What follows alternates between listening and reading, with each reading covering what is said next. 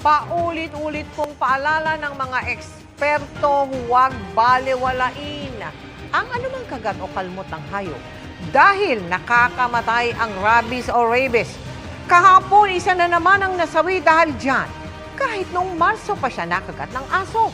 Nakatutok si Jonathan Andal, exclusive. Pakali ang 25 anyos na si Nicole habang nakagapos sa kama ng ospital. Panay ang galaw ng kanyang mga kamay, paa, ulo at bibig. Tinamaan na pala siya ng rabies virus. Ni, yung anak mo, tinatalian na. Kasi umakyat na yung rabies sa utak niya. Doon ko na nalaman, sir, na nakagat pala siya ng aso. Sa ospital, nakapag-video pa si Nicole habang kumakain pero halatang balisa na. Sumenya siya sa kapatid na si Toto na iinom siya ng tubig. Pero pinatak-patak lang niya ito sa bibig gamit ang straw. Kita ko talaga yung hinga niya. Pag ganyan na, sabi ko, sir, may hika ka ba, nak? Sabi niya, mama, opo. Sabi ko, sige, uminom ka ng gamot. Sabi niya, mama, pag uminom ako ng gamot, malulunod na ako. Sabi ng ina, noong Marso nakagat ng aso sa paa si Nicole. Pero nitong Sabado lang, May 24, lumabas ang mga sintomas.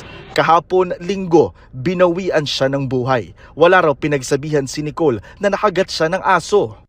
Yung kinagat siguro siya, sir, parang binaliwala niya. Wala din kasing panggastos, sir, doon eh. Mahirap din kasi doon sa probinsya eh. Kaya siguro binaliwala niya na lang din. Dahil nakakahawa ang rabies, nagpaturok na ng anti-rabies vaccine ang kapatid na lalaki ni Nicole na may direct contact at nag-alaga sa kanya sa ospital. Ang mga labi niya hindi na ibuburol at agad ililibing. Kaya ang kanyang ina na nasa Muntinlupa nananawagan ng tulong para makauwi sa libing ng anak sa Bacolod. Pangalawa si Nicole sa nadokumentong namatay sa rabies sa loob ng 1 linggo.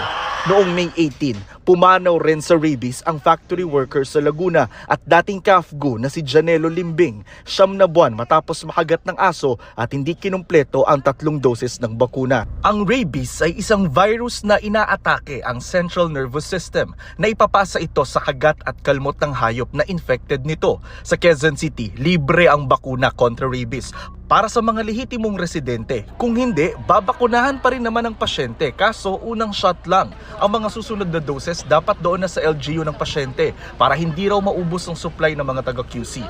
Kada araw, umaabot ng hanggang 300 ang nagpapabakuna sa QC contra rabies. Immediately po sana, pag nakagat po tayo and malalim yun dun sa mga sugat, magpunta na po dun sa pinakamalapit na health facility